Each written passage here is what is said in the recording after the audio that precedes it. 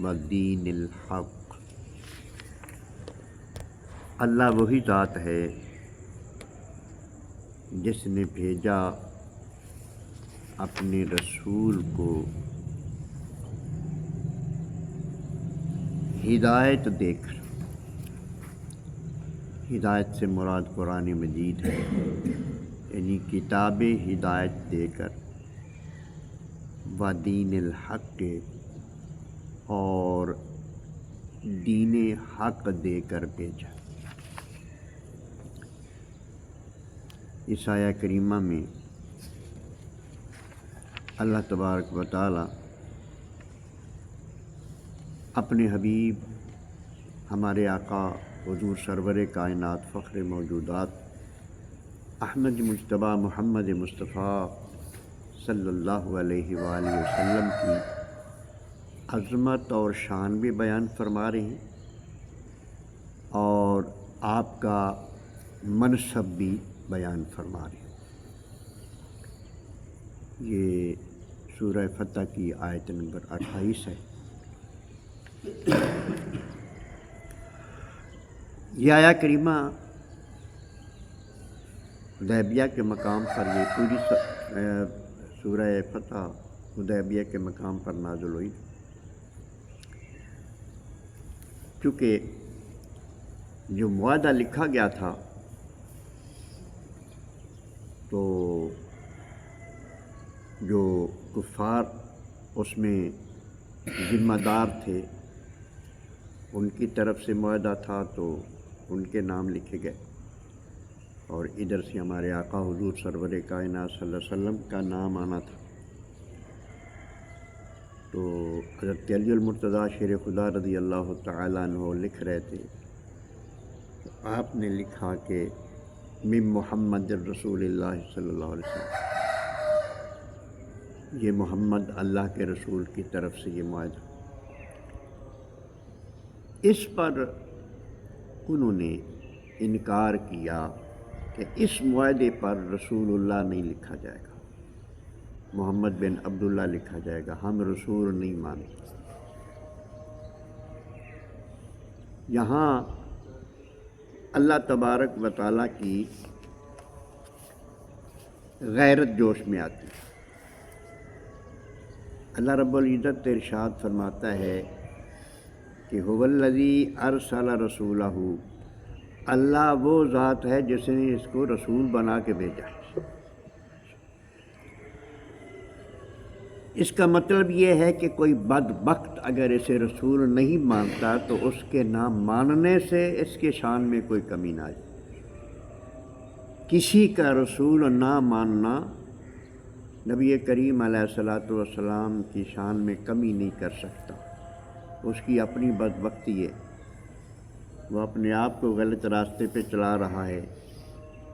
یہ تو وہ ہستی ہیں جسے بھیجنے والا اس کی گواہی دے رہا ہے کہ یہ اللہ کے رسول ہے، اور پوری کائنات میں آپ کا نام آتا ہے رسول اللہ کے طور پر۔ کہاں کہاں سے مٹاؤ گے دشمنوں۔ حضرت آدم علیہ السلام جب آپ کو اللہ پاک نے زمین پہ بھیجا تو سبب بنا وہ شجر، وہ درخت جس سے منع کیا تھا کہ بلا تقربا ہذہ الشجرہ، تم دونوں میاں بیوی اس درخت کے قریب نہیں جاؤ گے۔ تو شیطان نے ان کو ورگلایا، وہ اس درخت کے قریب چلے گئے۔ تو اصل میں یہ اللہ کی حکمتیں ہوتی ہیں، انہوں نے جانا ہی تھا درخت کے قریب اور سبب بننا تھا نیچے آنے کا۔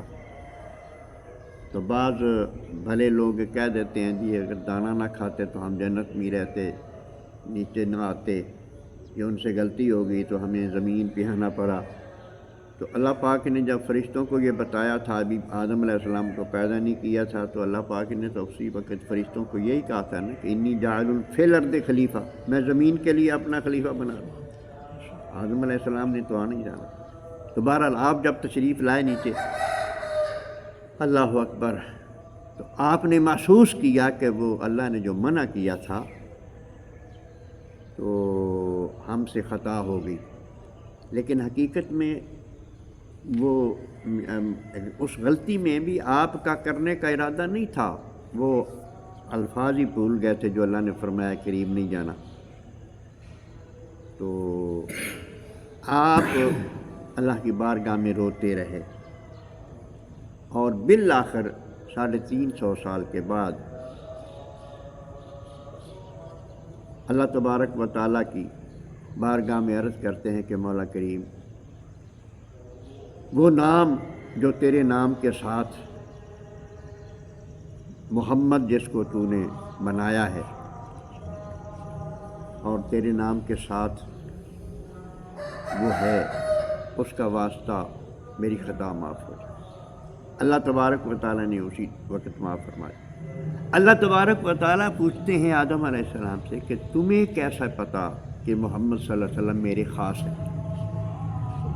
تو حضرت آدم علیہ السلام نے عرض کیا کہ مولا کریم، جب تو نے مجھ میں روح پھونکی اور میری آنکھ کھلی تو میری نظر سامنے عرش پر پڑی، تو وہاں لکھا ہوا تھا لا الہ الا اللہ محمد رسول اللہ،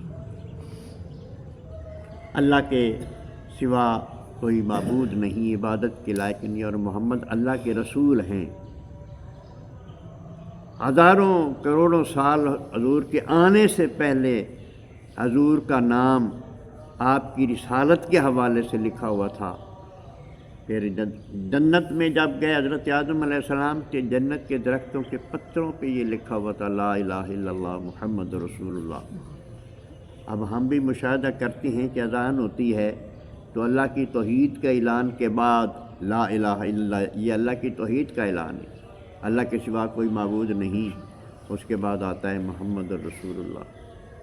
جب ہم تشہد میں بیٹھتے ہیں تو وہاں تشہد میں بھی اللہ کی وحدانیت کے ساتھ نبی کریم علیہ الصلاۃ والسلام کی رسالت کا ذکر آتا ہے۔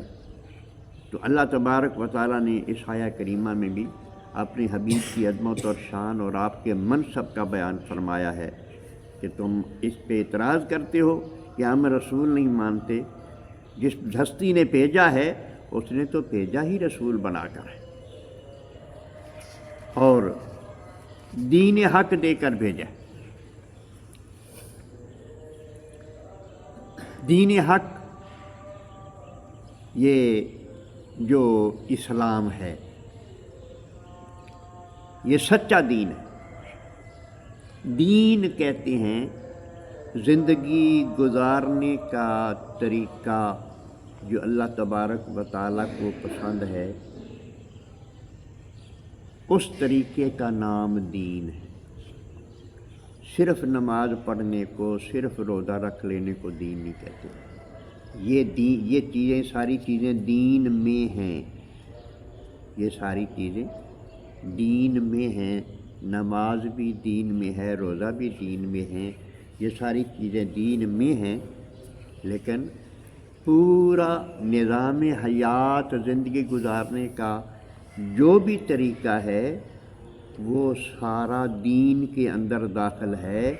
لہذا اللہ تبارک و تعالیٰ نے ہر شعبے کے متعلق رہنمائی فرمائی ہے، جس طرح اللہ نے رہنمائی اپنے حبیب کے ذریعے، کیونکہ اللہ فرماتا ہے نا بھیجا ہے میں نے اس کو رسول بنا کر، کتاب ہدایت دے کر۔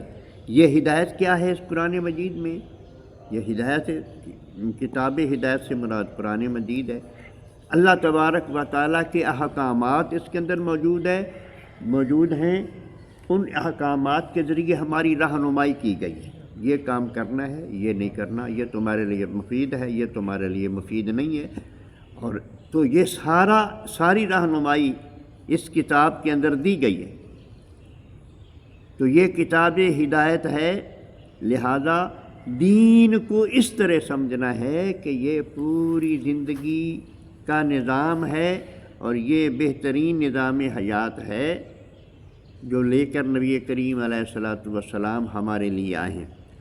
اور یہ دین کس لیے بھیجا ہے، اس حصے پہ انشاءاللہ تعالیٰ بشرط کے زندگی کل بات ہوگی۔ اللہ تبارک و تعالیٰ نے یہ بھی فرمایا ہے کہ اس دین کو کس لیے بھیجا ہے۔ اللہ پاک سمجھنے کی توفیق عطا فرمائے۔